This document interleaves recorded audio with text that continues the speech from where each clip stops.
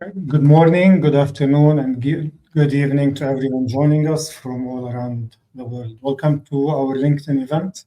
The title is Adapting Governance for Success, hosted by the Association of International Project Management Officers. In today's landscape of constant disruption and accelerated change, the ability of project management office to adapt its governance is no longer a luxury, rather than it's a critical determinant of organizational success. I am thrilled to be your moderator for what promises to be a very insightful discussion. We are joined by a distinguished panel of experts who will bring wealth of knowledge and experience into the table. I would like to introduce Dr. Reinhard Wagner, who is the founder and CEO of Projectivists and former president of IPMA. Also would like to welcome Mr. David Power, who is a strategic advisor and global PMO leader with over 20 years of experience leading enterprise PMOs and large-scale programs and projects. Also, we have Dr. Asim Jameel, who is a dynamic PMO leader, agile coach, and P3M expert with over 22 years of experience in enterprise governance, strategy development, and management offices setup. Together, we will explore the catalysts for governance transformation, the difference between creating adaptive frameworks and the art of packaging governance as a high-value PMO service. We will delve into real-world success stories and discuss how to navigate complexities of evolving your PMO's governance approach in a way that aligns with your organizational strategic objectives. So without further ado, let's start. Welcome, gentlemen. We have several questions aligned for you, and I would like to start with the first one. As a current strategic partner, how does PMOs elevated roles directly enhance the design of impactful implementation of governance models today? Dr. Reinhardt, would you like to start, please? Sure. Thank you for the question. In my long experience, I think it's threefold. The PMO get it started, get it done, and gets it better. So because I believe that the PMO is the key enabler for starting into the project business, helping all the project managers and the portfolios and the line managers really to get started with what we call the governance in an organization. So it's kind of a change agent, helps the organization to transform in the right direction, to align with strategic intent.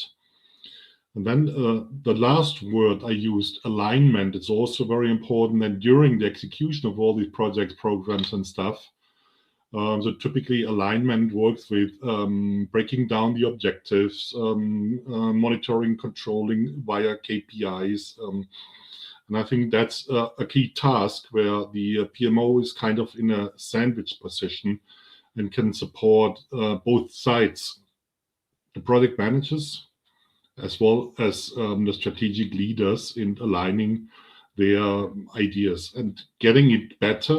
I think that's the key task of continuous improvement, organizational learning from the lessons that we get from the projects and programs. So threefold, a key role in my experience in all of the organizations I've seen.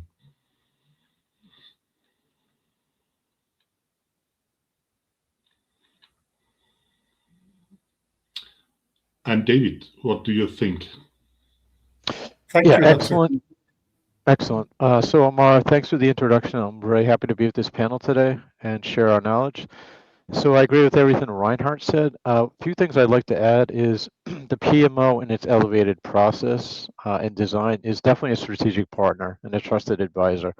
Those are the key attributes of its brand, full stop. The design of the PMO has to be very adaptive to the business of the needs every year strategically. So that's the second thing you have to think about. They facilitate and drive a framework that looks at the business outcomes value and connects that to strategy. And they always have to have an eye on that all across their programs, portfolios, and projects, right? So what that means is they should have adaptive governance in place that is a tiered model. So if you have some projects that don't need a lot of heavy governance, it should be very light to get those through as quickly as possible.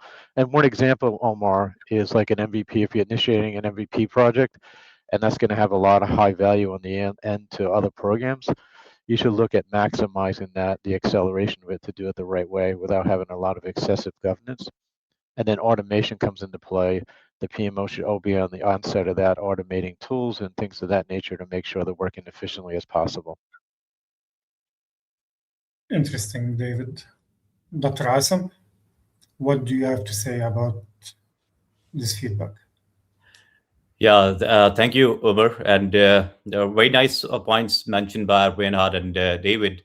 Uh, Let me first mention that as strategic partners, today PMOs play a critical role in, especially what I believe is in connecting the strategy with the execution. And in my view, today's PMOs have basically two unique capabilities that, in fact, no other department in the organization has.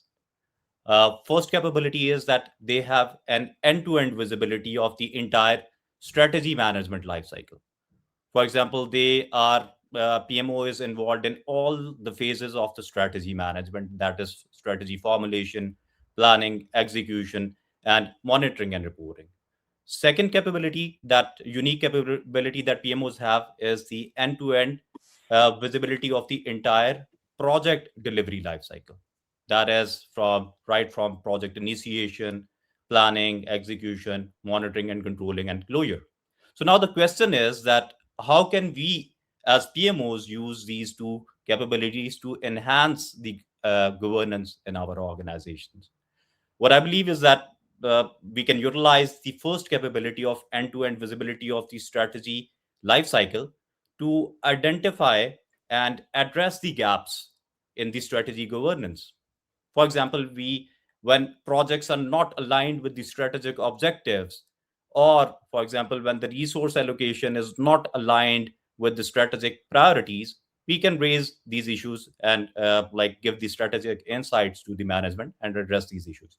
Similarly, PMOs can use the second capability of having end-to-end visibility of the project lifecycle by identifying unmanaged risks and issues uh, that are not escalated timely, or by identifying changes in the scope that are not tracked or controlled properly. So I believe today's PMOs play an elevated role as strategic partners and enable them to enhance the governance in two important ways.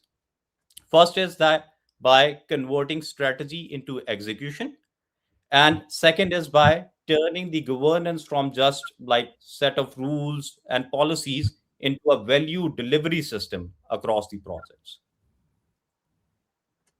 Over to Okay, you, Dr. Omar. Asim, since you brought that up, this leads us to a very important question. Uh, what can you think of internal or external triggers, PMO governance changes in your organization? What are the internal and external triggers? I can start maybe Yeah, please with go ahead. the I can start maybe with the situation in Germany, German industry, especially automotive industry. It's basically the competitive pressures that we are under. So the Chinese car manufacturer are pushing in a very high speed manner their new cars into our markets, especially electric cars. So, and it increases the pressure of our very traditional, let's say, working manufacturers, that they need to do better cars in a faster time for less money or less resources and so on. And that keeps pressuring the whole supply chain. And that keeps changing the governance models because you cannot just simply work 5 years on a new car to be published. And the internal more pressure is, I would just challenge what we just have said, because in many organizations, the PMO is not at the eye level. It's not the strategic partner. And then you see that as a result in the project performance. And so this then needs to be, let's say, adapted, aligned, so that the PMO can support the strategic management in turning the project business into something faster and more performant, etc. So both directions, external pressures, but also internally, if you're not at the same eye level. Asim. Dr. Asim. Thank you, Dr. Reinhard. Dr. Asim, would you like to elaborate more on this? Yeah, I would agree with the question that, in fact, I believe both internal and external triggers play a major role in developing and as well as evolving the PMO governance, basically. And the major internal triggers, what I have noticed in PMO governance while leading various PMOs that I've seen, is like change in the organizational policies, or change in the organizational structure, or change in the PMO sponsor. I remember back in 2015, I was leading a PMO in an IT department. At that time, the main role of our PMO was to monitor and evaluate the projects that were delivered by the external vendors. But then a new CIO came and the leadership changed. And this changed the strategy of the organization completely, because instead of outsourcing the development of projects, application development projects, and website development projects, the new CIO came with the vision that he wanted us to build all the application in-house, utilizing our own team members of team of developers and business analysts and testers. So this change in the strategy of the organization, we had to completely change our governance model, and this internal trigger caused us to change our governance model. Similarly, I've noted many external triggers that changes the PMO governance models completely, such as changes in the market conditions, or changes in the government policies, or global or regional crisis such as COVID-19, for example. Uh, I remember during COVID-19, I was working at a university. I was leading the PMO over there. And when lockdown happened, the management decided to move all the classes online. And to make this happen, we had to quickly implement the tools like Zoom and Blackboard, Mentimeter for enabling the remote teaching and attendance and engagement. Normally, this process would have taken us like number of months to get the approvals and roll out these tools. But during COVID-19, it acted as an external trigger, and it forced us to like adjust our governance and fast track the approvals. So I completely agree that both internal and external triggers push the PMOs to rethink and realign their governance accordingly. So in your case, COVID was the main trigger for streamlining digital transformation in your organization. That's really interesting.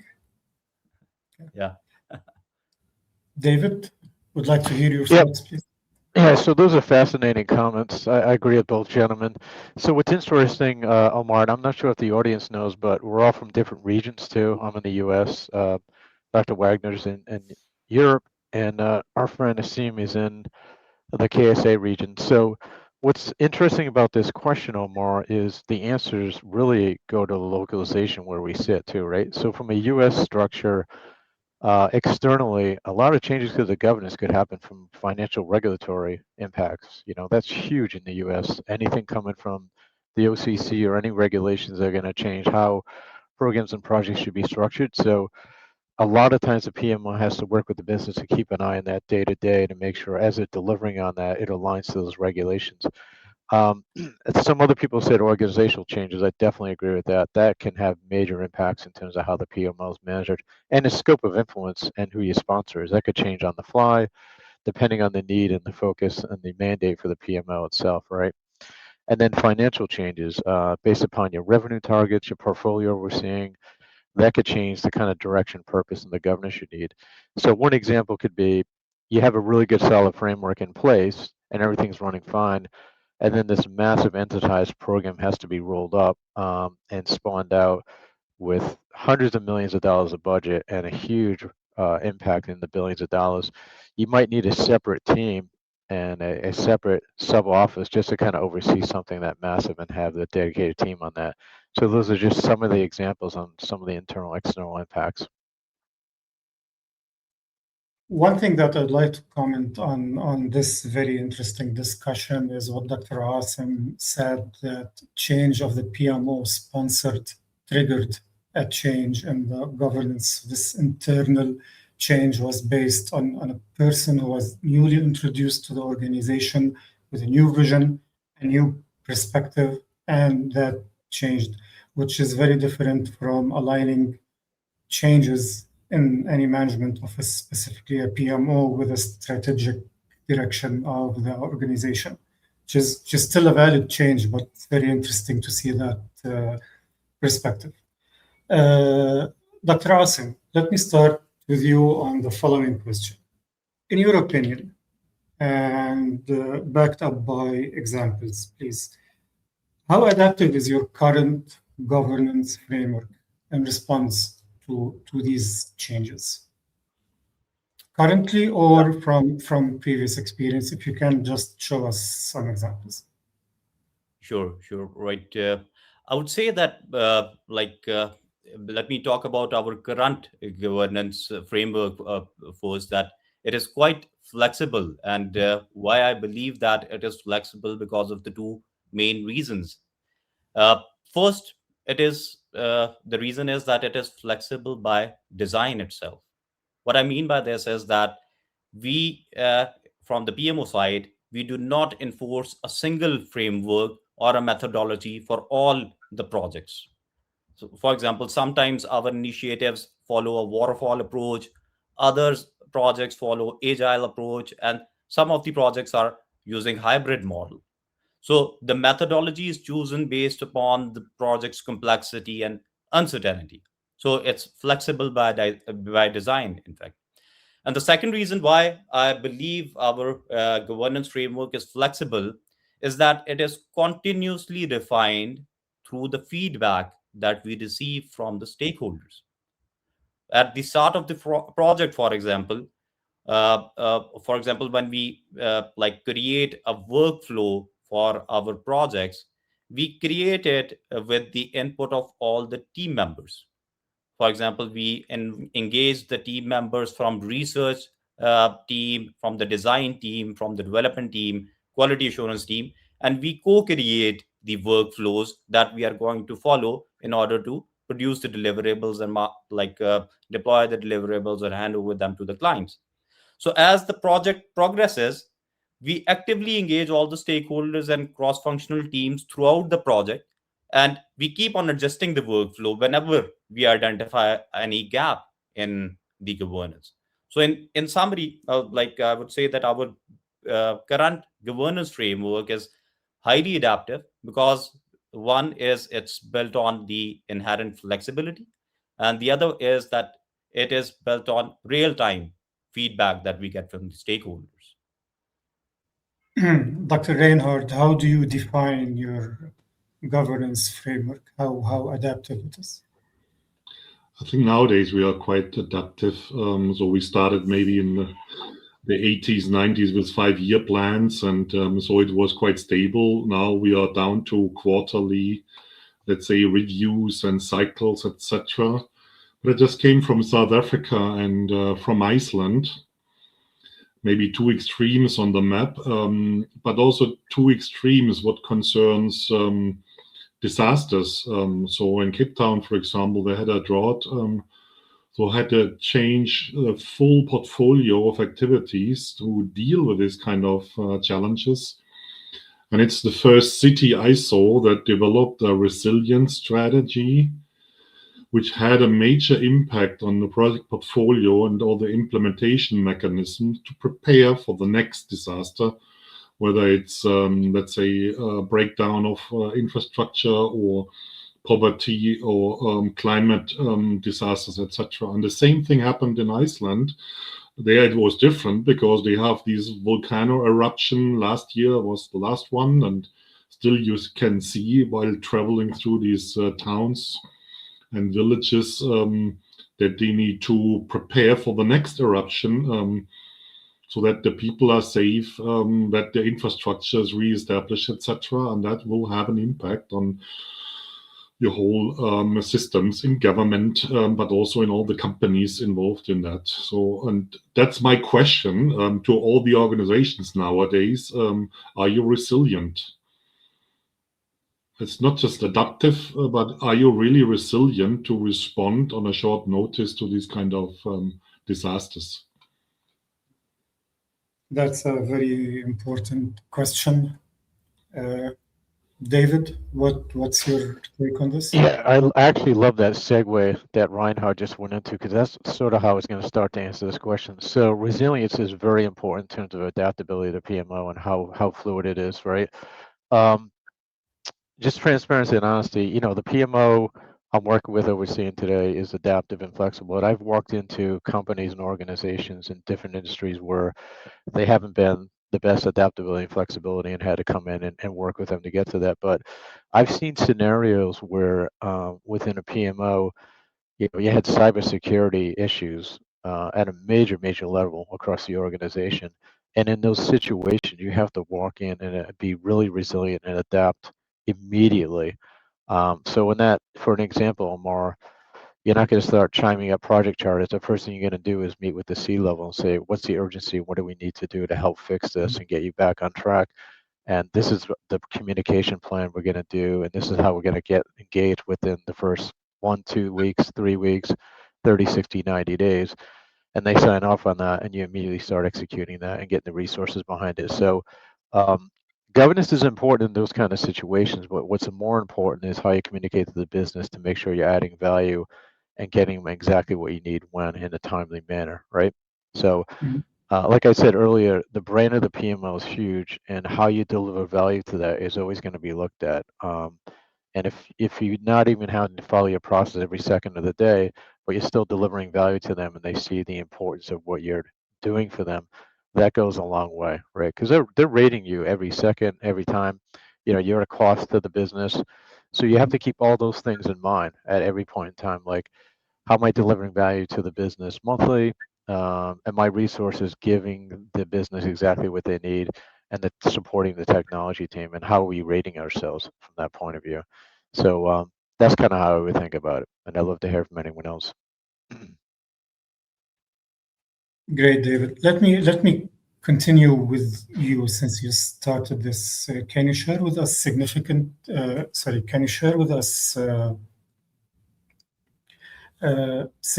success stories that where you have leveraged to successfully drive the implementation of a positive transformation within your governance model?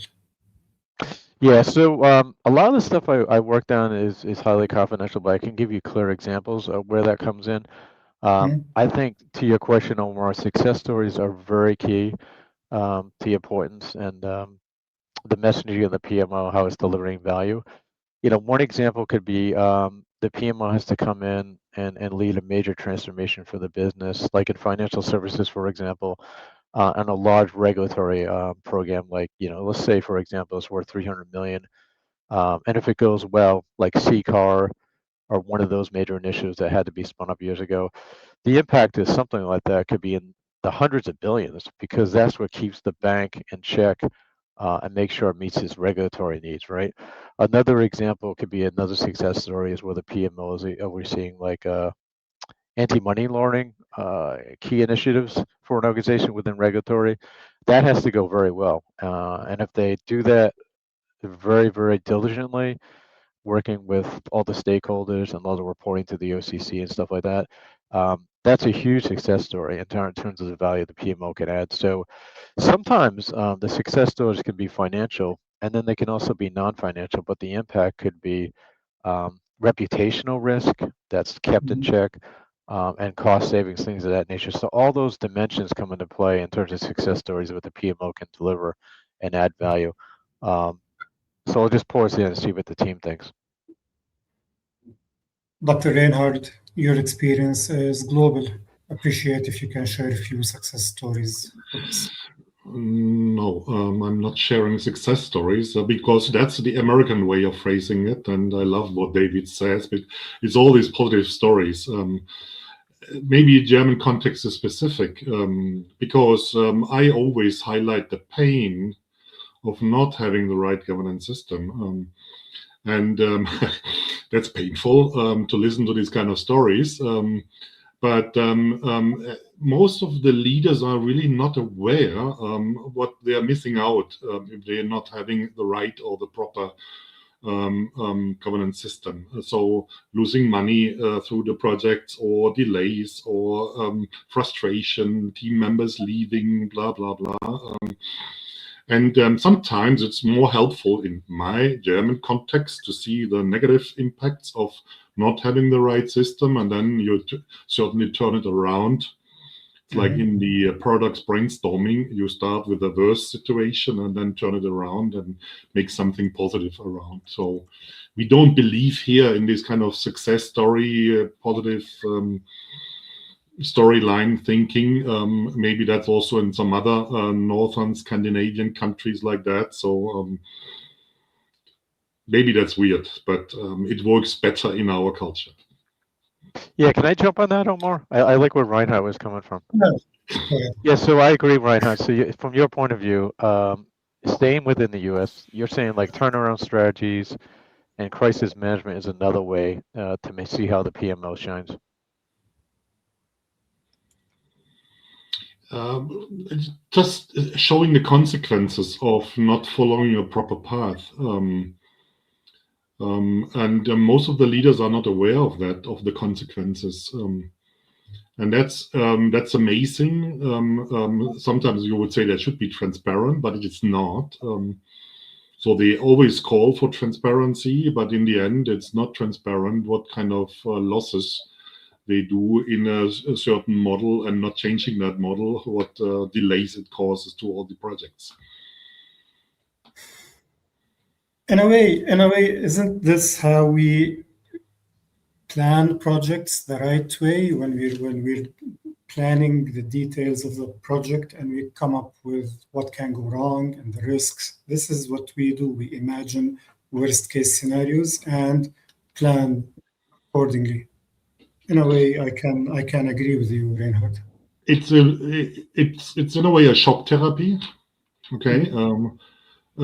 Because that happened already over and over and over again in those projects, and they are not aware of it. And if you just pull some numbers, and that's also amazing. If I then speak to the PMOs, do you have numbers? They say, I don't know, let's look. And then they come up with huge loss numbers, and they say, bingo, just show that. Can we do that? Is that allowed? And I say, just show it. And then immediately you see the response of the CEO saying, oh, I never saw that. Why didn't you give me this kind of information? Then certainly we have to change that situation. Yeah, I agree with Reinhard. Stats are extremely important, Omar, in terms of showing the visibility. And let's be honest, even if you're a really well-ship PMO, things are going to go wrong. You only know what you know at this point in time, but how you communicate that to your stakeholders and sponsors and make them aware and share that real time really goes a long way. And to Reinhard's comment, it might not be success stories, but if they continually call you up for support and help, those actions go a long way versus like, cheerleading yourself. Those are more important and powerful. Yep. Yeah. Exactly. And I really believe that it's one of very important roles of the PMOs that whatever actions or initiatives they are taking, they link them to the value that they are adding to the whole systems. And they need to support this with the data and with the numbers as well. So I completely agree with this point. Yeah.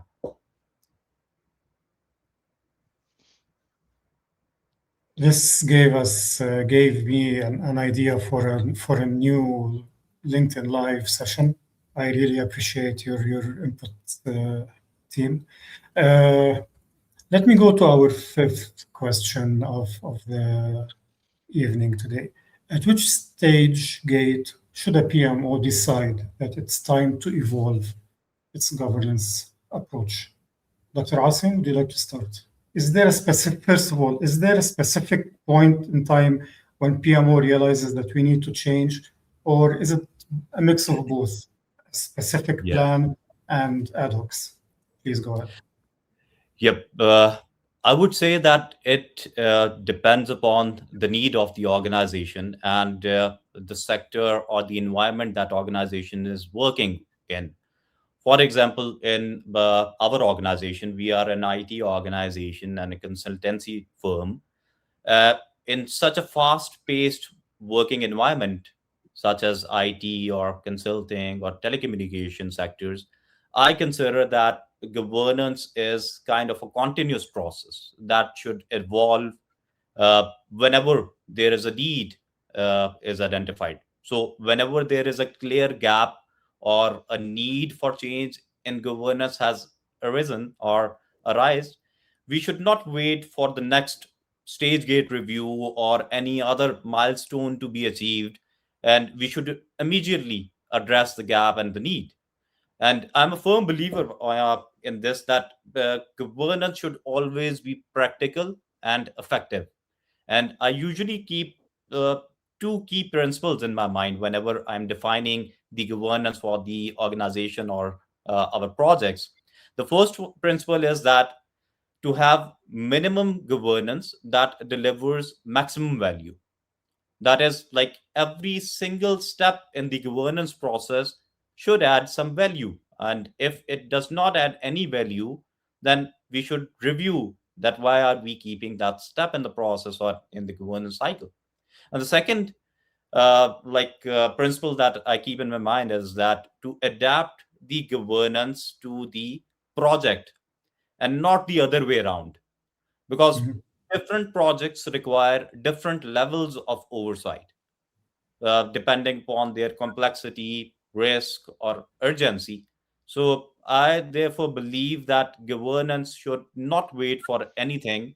They should may be revised as soon as there is a change, as a need for the change has been identified in the fast-paced work environments.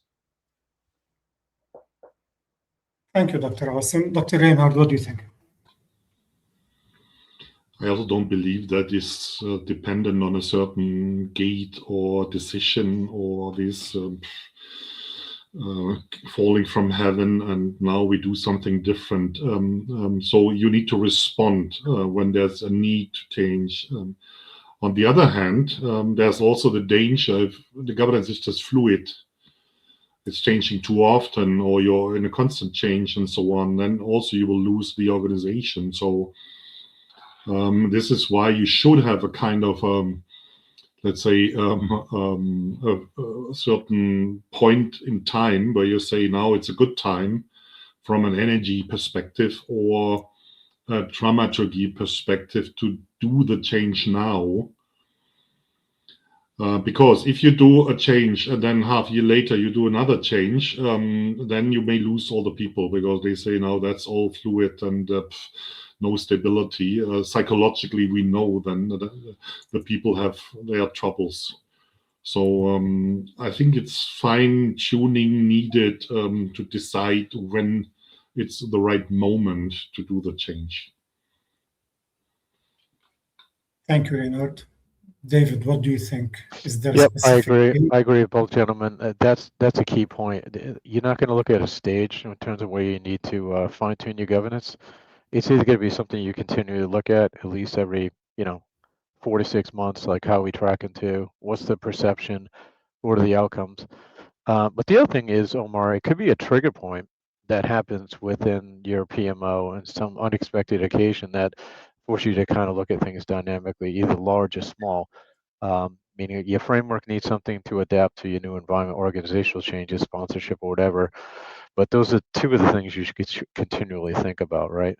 And I also agree with Dr. Wagner. You shouldn't continually make changes to the PMO if it's working well, because then the training and efficiency in terms of how people roll out your programs and projects are going to be very confusing. So you want some stability around that also.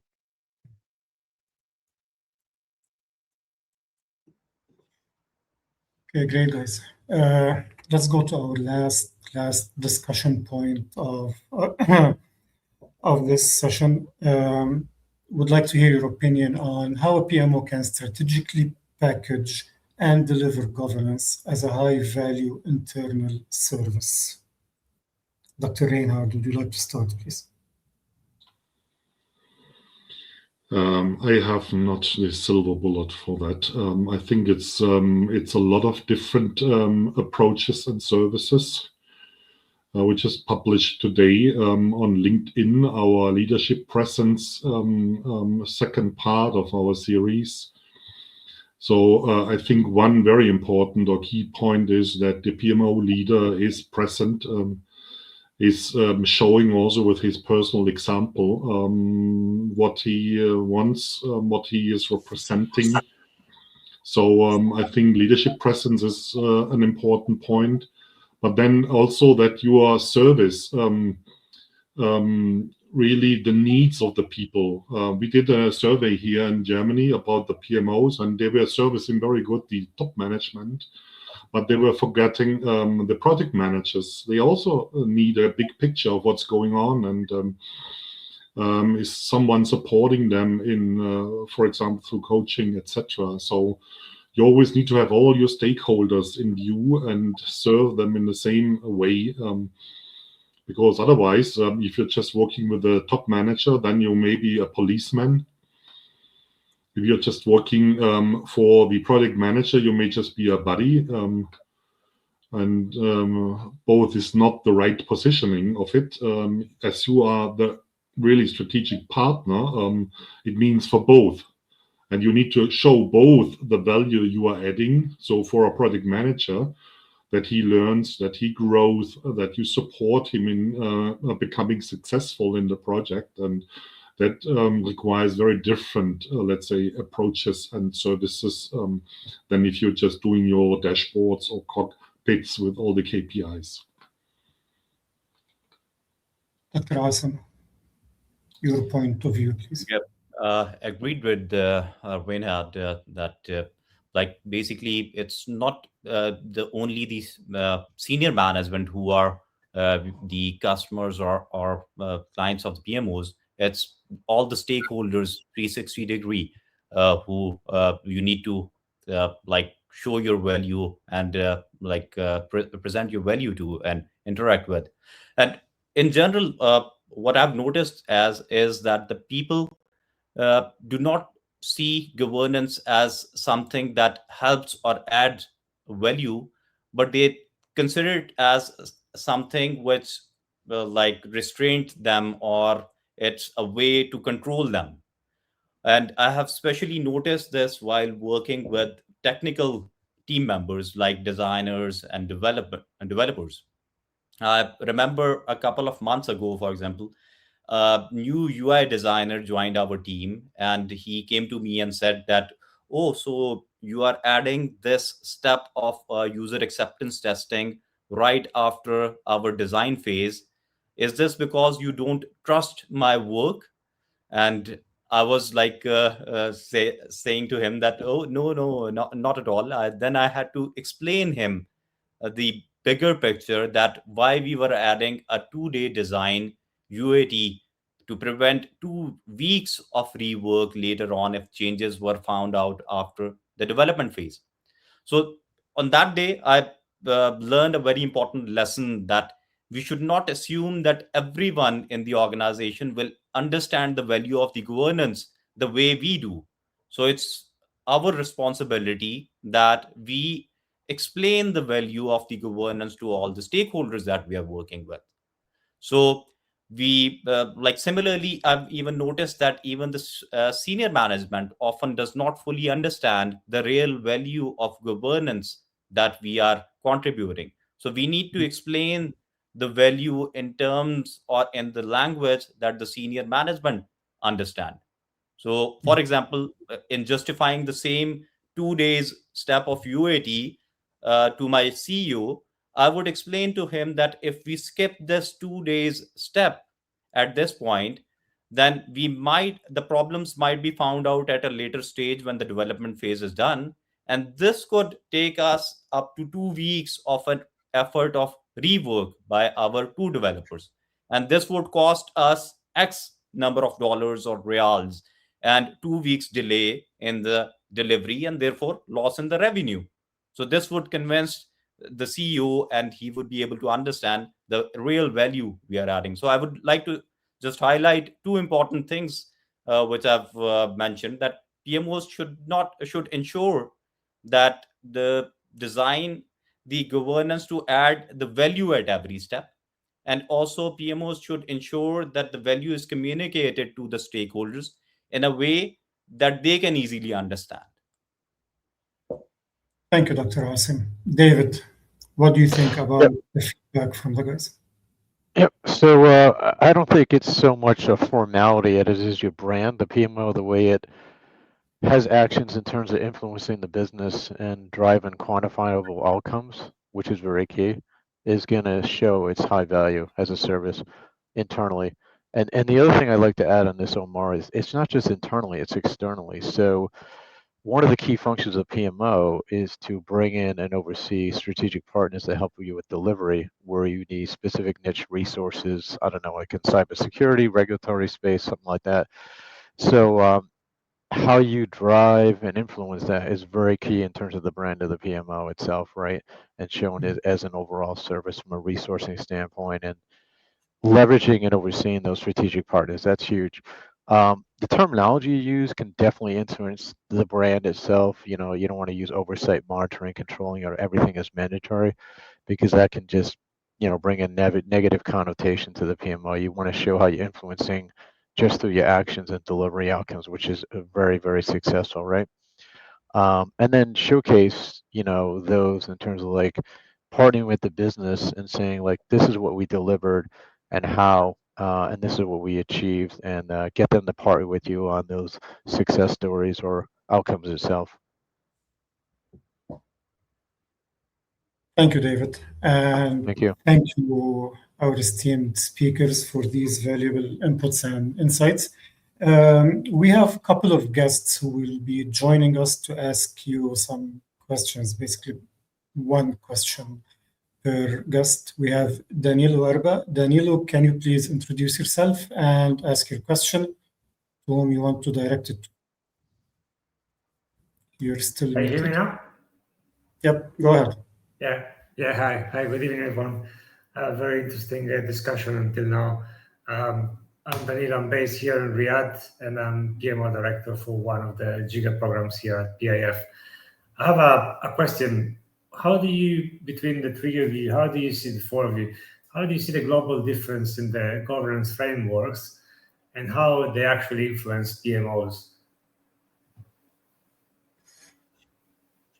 Dr. Wagner, would you like to start? It's a huge question. I'd like to be brief. I believe in Europe, PMOs don't do operational project management. I see that sometimes in the Middle East more attached to a PMO.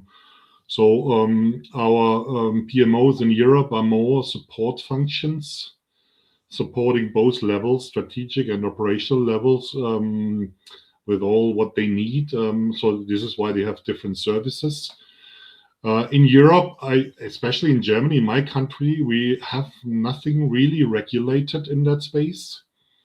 And I think that's very different in the UK and also in the US. Here we are just following, let's say, certain standards, norms, best practices, and trying to proliferate them in our industries or in a certain company, making them available for the people to just use it. So from an institutional perspective, you know, I'm an academic as well. It's rather the normative approach that we follow here in Europe or in Germany. I think it's in the US, David can resonate with that. It's more regulative, so a lot of influences. But we are also now getting a lot more influences because of defense industry, cybersecurity, all these things will have an impact on the way we manage our PMOs. Just kind of an answer. Thank you, Reinhard. David, would you like to highlight this? Yeah, no, I like where Reinhard went with that, especially on the comparison between Europe and US. So in US, a lot of the mandates and the structure is driven financially, based on the business outcomes and regulatory. Those are some of the two mandates, and it could be cybersecurity driven or through, specific AI projects, right? But locally within your region, you're always going to have niche requirements that come up day to day that you have to adapt to and look at, right? So there's no real generic answer that's going to answer all this. US PMOs tend to have a mandate and make their decisions centrally, more than normally. And what we see in Europe, and you tell me if I'm wrong, Dr. Wagner, a lot of the decisions are long-term and consensus-driven, and corporate social responsibility can come into that too. And it's more decentralized. So our PMOs are not really, we have some PMOs and centrally positioned, but they have different services and function than the decentralized business units or country-specific PMOs. So if you look into the Daimler organization, they have a couple of PMOs. I think 23 we counted some years ago. So very decentralized. Dr. Asim, do you have any thoughts on Danny's question? Yeah, what I've experienced in Middle East, let me give some perspective from Saudi Arabia, Riyadh, where we are working basically. I've seen that it varies from the organization to organization, and there's no set like centralized PMOs or decentralized PMOs, and there's a vast variety of types of PMOs that you come across in, and it's not very standard across the companies. And similarly, I've noticed that even for the governance models that most of the organizations are using, they are using hybrid kind of models, but not specifically agile or waterfall. That's usually hybrid is the most common model that most of the PMOs I've came across over here. One factor regarding data governance, which I've noticed, is that Saudi Arabia or like Middle East is quite conservative in the sense that they have a strong focus on privacy and consent. I'm not sure about other participants; they can comment better about their areas. But as compared to other regions, what I've noticed is there are very strict rules still in place for data governance. Thank you, Dr. Asim, and thank you, Danilo, for your presence and for your question. Hope to see you soon. We have our second guest. Ito, please, can you bring her up? Hello, Gina. We can't hear you well. We can't hear you. No?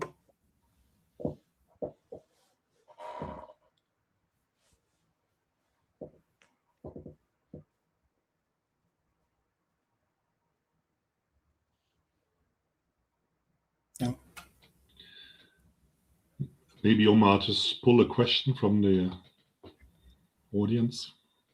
Sure. Let me till Gina fixes the audio problem. Let me go.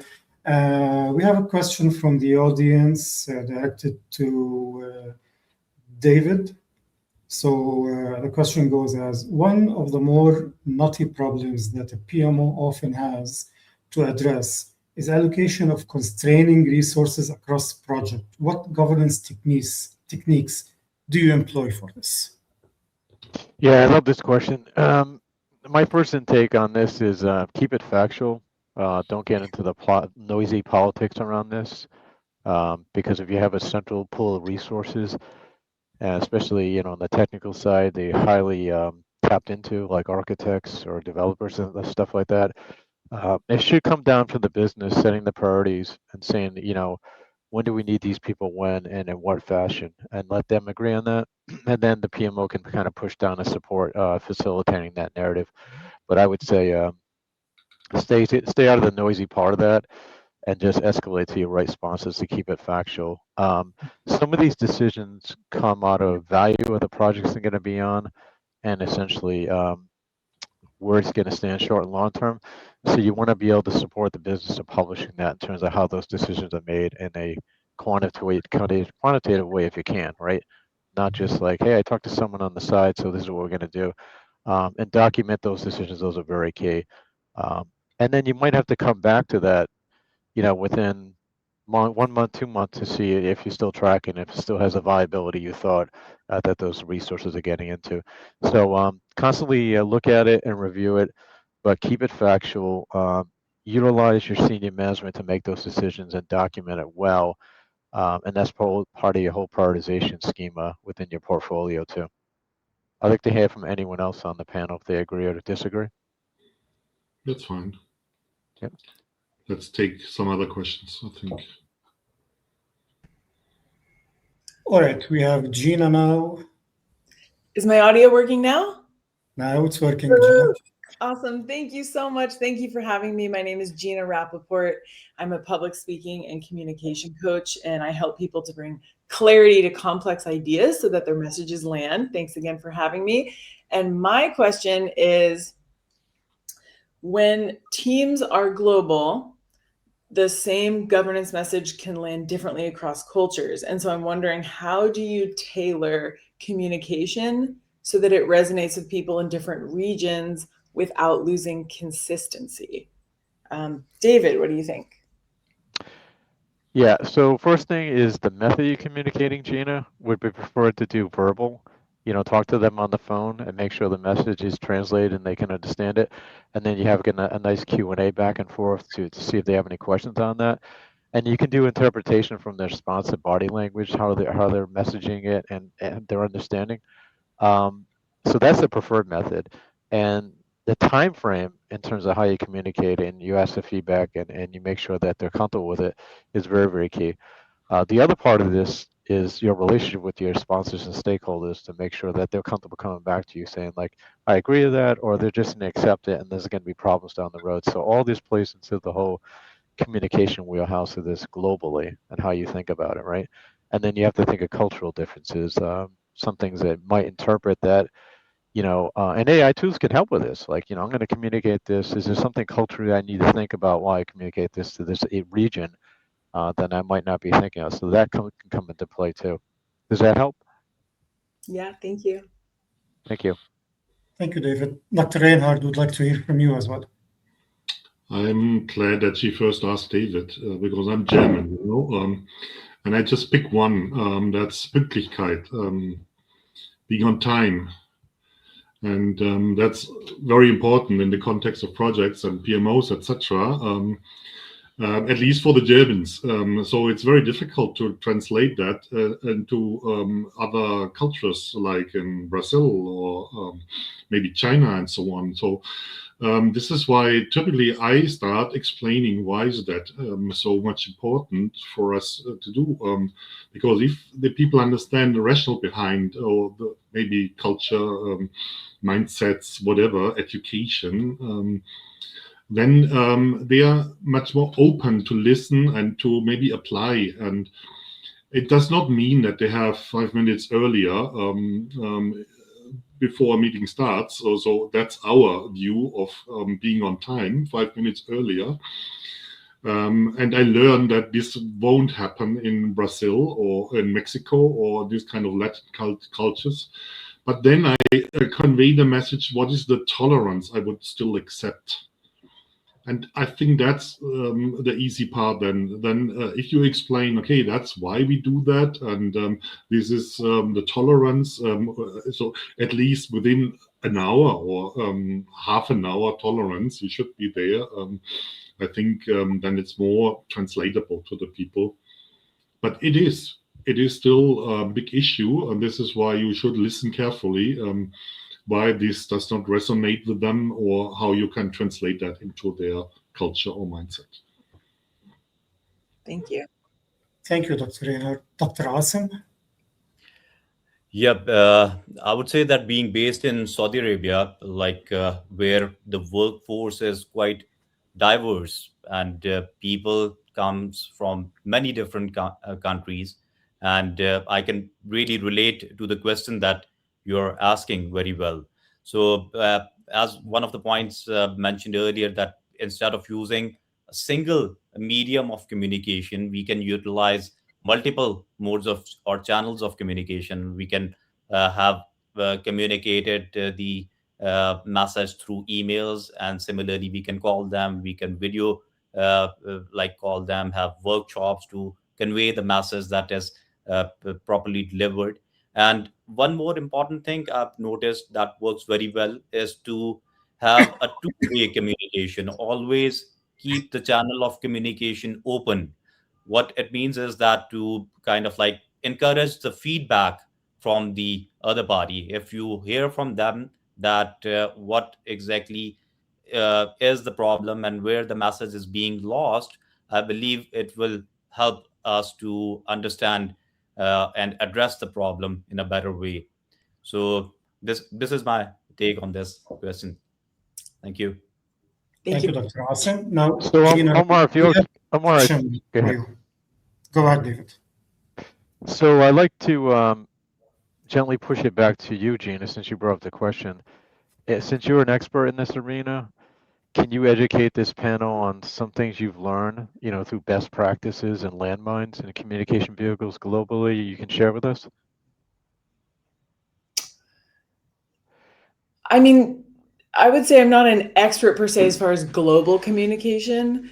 That's actually why I wanted to hear your perspective. But I agree with what you said around, different modes of communication, getting nonverbals, verbals. I think also being really candid. I mean, this I think is across the board, being a little bit vulnerable, being a little bit candid if there is a miscommunication, and just being comfortable being wrong or saying, hey, can we talk about this? Or maybe this didn't go well. Because I think in the business setting, many people have their guard up and they're afraid to say, that made me uncomfortable, or I was unclear on this. And so I think just being okay with being more human and being more vulnerable always improves communication. Yep. So more fluid and not so matter-of-factly, right? And a little bit of humor and just, being natural will play into that. Exactly. Yeah. Yeah. Thank you. Thank you, Gina. And big thanks to our speakers today. We've reached the end of this live session. We've heard from world-class leaders about PMO governance. We saw different perspectives and different point of views. The main takeaway is that being adaptive is not a luxury anymore. Being adaptive is a necessity for management offices and organizations to survive in this current market, in this very, very volatile and ever-changing current market. We hope that we provided our audience with valuable insights. We promise that we will keep on doing this, and we thank you for joining us. And till we see you next time, stay safe. Bye-bye. Happy projects and Merry Christmas. Merry Christmas. Merry Christmas. Thank you, everyone. Bye-bye. Bye-bye. Bye.